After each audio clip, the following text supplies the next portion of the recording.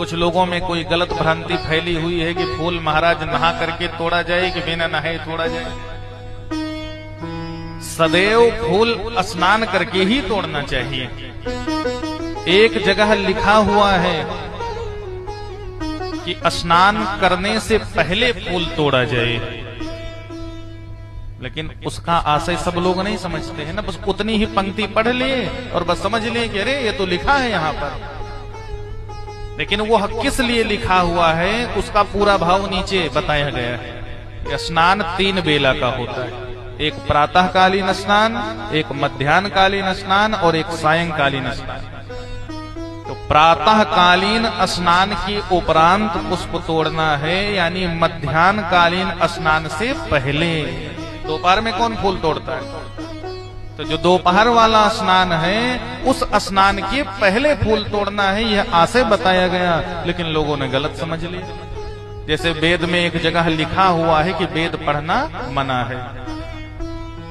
अब किसी अनर्थकारी व्यक्ति के हाथ में वह वेद लग गया, उसने कहा रे यहाँ तो लिखा हुआ है कि वेद पढ़ना मना है, वेद पढ़ना मना है।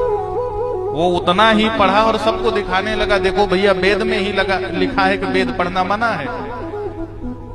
सब पढ़े तो कहें हाँ यार लिखा तो है। एक विद्वान पुरुष के पास वह पुस्तक लेकर पहुंचा, रे क्या पढ़ रहे हो? वेद पढ़ना मना है, लिखा है वेद में ही। उन्होंने कहा लाओ कहाँ लिखा है दिखाओ। तो दिखाया तो सबसे नीचे पन्ने में लाइन में लिखा हुआ था कि वेद पढ़ना मना है, सीधा लिखा था। तो उन्होंने ऐसे पन्ना पलट करके देखा तो ऊपर लिखा हुआ था अशुद्ध अवस्था में।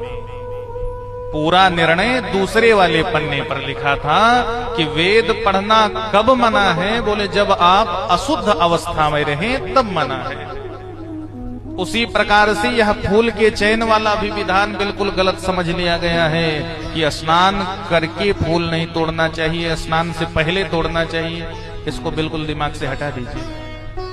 सुबह स्नान कीजिए, अरे भाई भगवान को चढ़ाना है, बिना स्नान किए कैसे फूल तोड़ने?